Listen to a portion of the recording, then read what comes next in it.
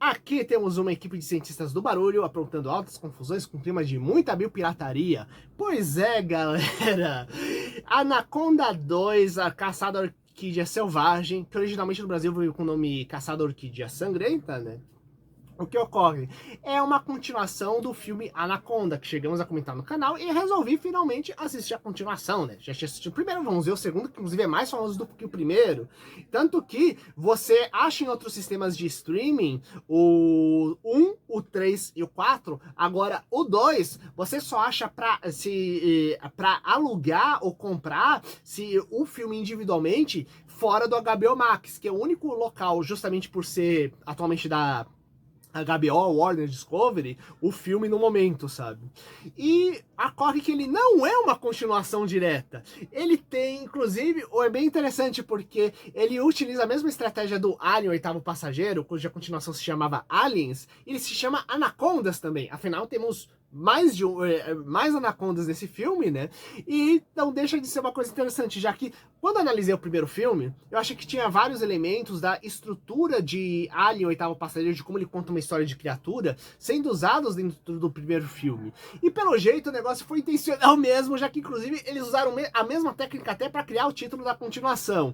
E aqui temos uma equipe de personagens diferentes em um país diferente, e se a primeira equipe tinha algum tom científico na primeira história, aqui o tom científico é substituído por um clima de ganância farmacêutica brutal na história. Eu sou o Luiz, bem-vindos ao Monstros e Aventuras, você está no Sexta-feira Sinistra e vamos contar essa história divertida aqui. Pois é, a primeira metade da história, inclusive, se você mudasse a trilha sonora, virava uma comédia de erros e vocês já vão saber o porquê.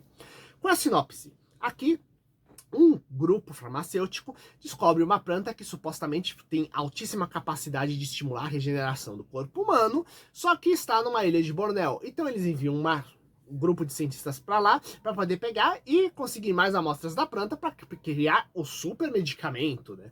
Só que chegando lá, claro que tudo tá errado, o local onde está a planta é justamente cercado de anacondas e justamente essa orquídea que tá lá, que dá origem ao título em português, né? Ela é devorada pelas anacondas continuamente, meio que deve fazer parte do ecossistema. E o que acontece? Como eles são parte de um grupo de répteis que crescem enquanto estão vivos, isso é de verdade, várias espécies de répteis meio que crescem em velocidade distinta, claro, ao longo de toda a vida. Então, como eles nunca envelhecem e só morrem realmente por dano lutando contra outros animais, essas anacondas ficam gigantescas ao longo que elas vão vivendo durante vários anos, né? E assim temos toda a situação inicial criada. Pois bem, em primeiro lugar, a equipe de cientistas, ela é criada com aquele fantástico grupo de personagens que são altamente elimináveis ao longo da história para você ter boas cenas justamente da Anaconda atacando todo mundo, né? E basicamente nós temos dois personagens importantes, que é uma cientista-chefe que está coordenando a equipe e que ela tem um mínimo de responsabilidade. Tudo bem, ela tem um pouco menos do que o mínimo de responsabilidade, porque senão assim que ela tivesse colocado o pé em Bornéu, ela teria saído de lá, né? E o outro que é basicamente um psicopata enviado pela empresa para matar qualquer um que se oponha ao funcionamento a equipe, né? O que dá até a entender que provavelmente o cara deve ter sido mandado com outras equipes científicas e matado outros membros da empresa a mando dela unicamente para conseguir grandes riquezas farmacêuticas, né? Então a gente não tá vendo uma coisa meio pra, vamos criar a cura universal para as pessoas. Não, o negócio é, vamos fazer algo para dar muito dinheiro para essa mega empresa, se alguém se opuser no meio do caminho, a gente elimina o trajeto. Dentro desse processo, o que ocorre?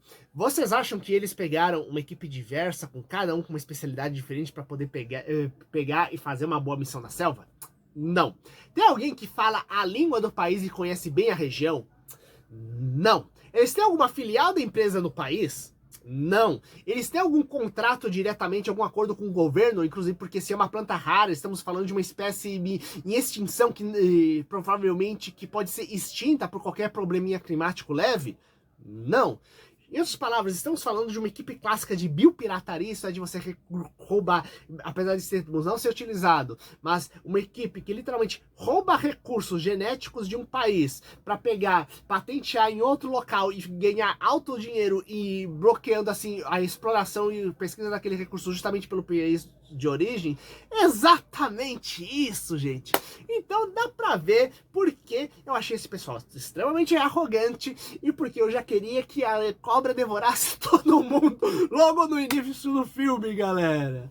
Pois é. E o que acontece, complementando a equipe, tem finalmente uma equipe local que eles acham, só que temos um detalhe. Como eu disse, eles não conhecem absolutamente nada do país, a ponto de que eles foram pra lá justamente no pior período climático possível, onde não tem ninguém para pilotar o barco, justamente nas regiões de rios, onde deve pegar e levar eles justamente até onde está essa orquídea rara, né? E o que eles fazem? Ah, vamos adiar para outro período, vamos pesquisar o local para ver como tá. Não, vamos ir atrás do cara mais maluco possível que seja o suficiente para aceitar a nossa grana, para conseguir nos guiar através desse mato onde pode todo mundo morrer. Pois é. E lembre-se, estamos falando de uma equipe de um local de pesquisa médica, pesquisa farmacêutica.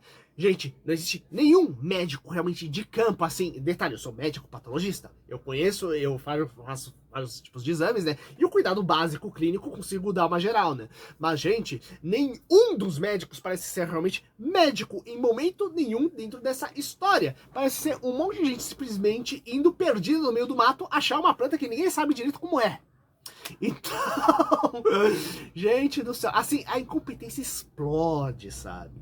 O que ocorre é que eles acham uma pessoa lá, que nem é uma pessoa local, é um ex-soldado dos Estados Unidos que viu muitas coisas que não podem ser descoisadas na guerra, e por causa disso ele está extremamente traumatizado, entendo ele, concordo com ele, e resolve começar a vida nova, com uma nova identidade, em um outro país. Beleza? Isso serve unicamente como justificativa para dizer porque ele tá lá. Porque algum grande combate ou luta como militar, etc., que você pelo menos espera quando você cria uma história dessa, a gente não vê em lugar nenhum. Diga-se passagem, o cara tem dois assistentes, né? Um que é local e outro que não é. E o coitado do cara local, né? Apesar de ser um pouco de carisma, não é desenvolvido nenhum personagem. E o outro cara é simplesmente um assistente que tem um mínimo de cérebro que é desconfiado e que logo... E que logo vai tentar atrapalhar os planos justamente do psicopata infiltrado no grupo, sabe?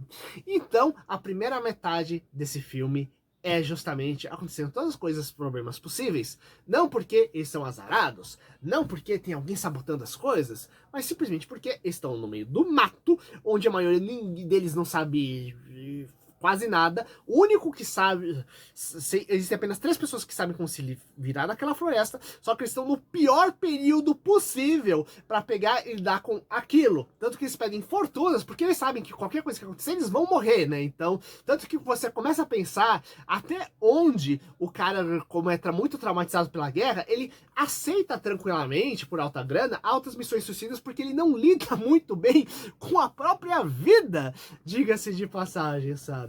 Então, é realmente uma das equipes mais complicadas. E é claro, quando finalmente o pessoal se perde de vez no meio do mato, que é a segunda metade do filme, começa realmente o terrorzão, de você ter que pegar, ter que sobreviver na selva tensa, quase não entrando luz, temos vários animais diferentes lá dentro, as anacondas começam a surgir e perseguir as pessoas, e temos ainda esse maluco dentro da equipe cujo único objetivo é: eu vou levar a planta, se aparecer alguém que discordar de mim, eu elimino, sabe? Então, gente, é uma coisa bem... Assim, digo, é um filme extremamente divertido, tanto que a primeira metade do filme, se você botasse uma trilha sonora diferente, virava uma comédia tranquilo, já que na primeira metade ninguém morre, né? E é simplesmente o pessoal se descuidando, caindo na água, só acontecendo coisa errada, porque ninguém sabe a língua, ninguém sabe se virar, ninguém conhece a cultura local, o comércio, etc, sabe? Então, acaba sendo justamente essa parte meio... um grupo de gente atrapalhada no meio do mato, né? E a segunda parte, essa galera tá toda atrapalhada tentando sobreviver, né? Tanto que, como eu falei, né? Muitos personagens são matáveis, né? Justamente para as cobras poderem atacar. Mas, Luiz, e a parte das cobras? É interessante? Em primeiro lugar, tem uma coisa legal que o que ocorre aqui no Brasil. Olha só a comparação. Isso não é comentado no filme, mas dentro do nosso país existe o lobo-guará, que não é exatamente um lobo, né? Mas ele é um parentão, um parente próximo, né? Algumas vezes não tão próximo, mas ele tem um certo parentesco. E o que ocorre? Biólogos podem me corrigir aqui, existe uma fruta chamada fruta do lobo, que ele come, só que o que ocorre? O lobo-guará, ele é carnívoro.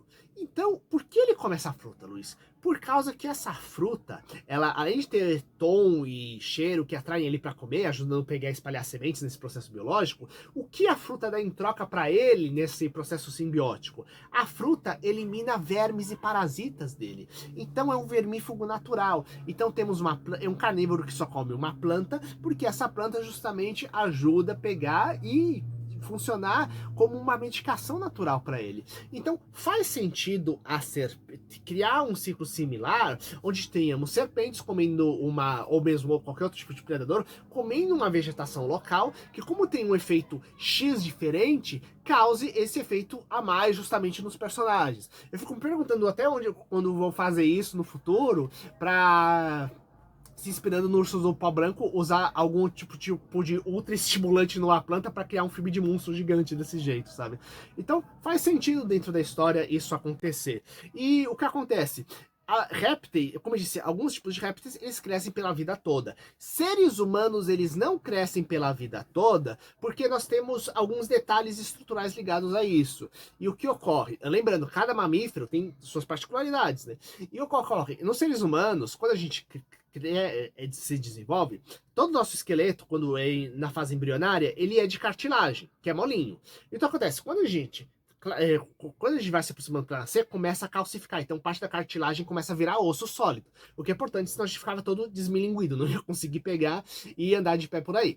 E o que ocorre? Só que essa transformação de osso não é total. Então, os hormônios de crescimento do nosso corpo, eles vão estimulando o crescimento da cartilagem, isto é, dessa parte mole que ainda não virou osso. E tanto que você consegue ver estimar a idade da pessoa no esqueleto, através do raio-x, principalmente que a gente faz o raio-x das mãos, né? Justamente vendo qual é a proporção de cartilagem que ainda sobrou justamente nos ossos da mão, né? E o que acontece quando finalmente acabar toda a cartilagem de se transformar em osso, a pessoa já está tecnicamente adulta, né? E para o crescimento. Lembrando, inclusive, que a gente tem um determinado limite de tamanho que os próprios ossos conseguem suportar com a sua estrutura, né? Então, não dá para você ter, por exemplo, um ser humano de 5 metros de altura, senão ele colabaria e ficaria todo retorcido por causa disso, sabe? Diferente das teorias de conspiração sobre gigantes que tem por aí, né? Então, isso só para dar uma noção de biologia, né? E o quanto é interessante quando eles trabalham essa questão das cobras. E realmente, as cenas das cobras estão entre as mais interessantes dessa história, porque é tudo num clima bem escuro, então você não vê muito problema da computação gráfica que foi em 2004, né? Época do PlayStation 2 ainda, né?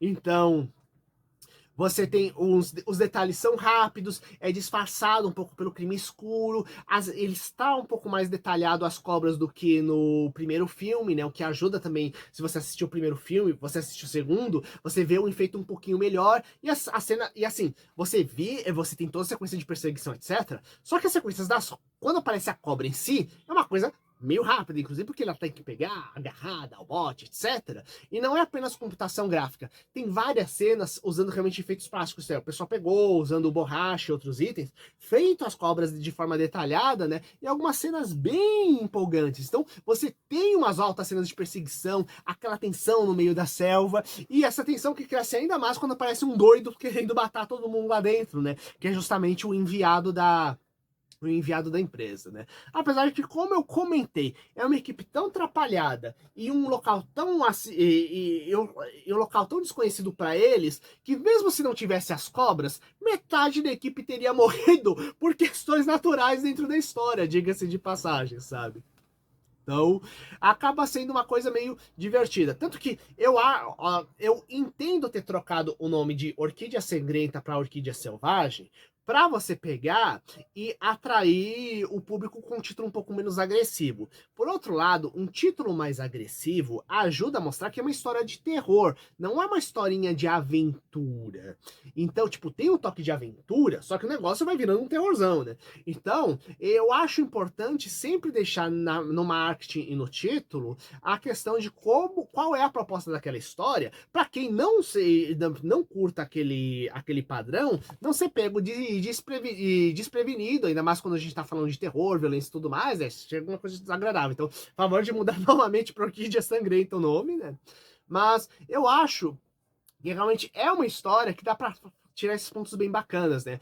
Como ele gera uma espécie de crítica realmente à biopirataria, porque ele mostra o pessoal da biopirataria fazendo um monte de coisas que com certeza vão dar errado, né? E como justamente o único cara que é mais fiel justamente à empresa, sendo justamente o cara bilu teteia das ideias, querendo atirar em todo mundo e ficar rico às custas das coisas, sabe?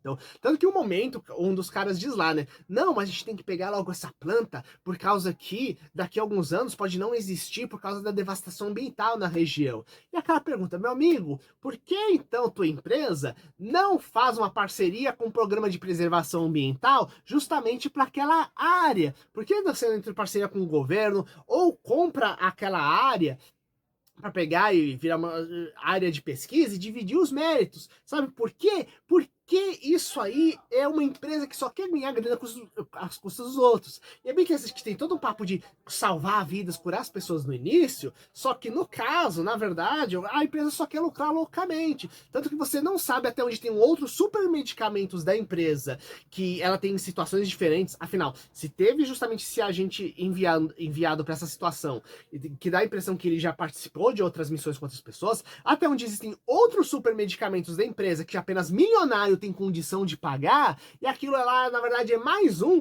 que eles estão pegando justamente para pegar e aumentar o acervo deles e estando nem aí para as pessoas, sabe?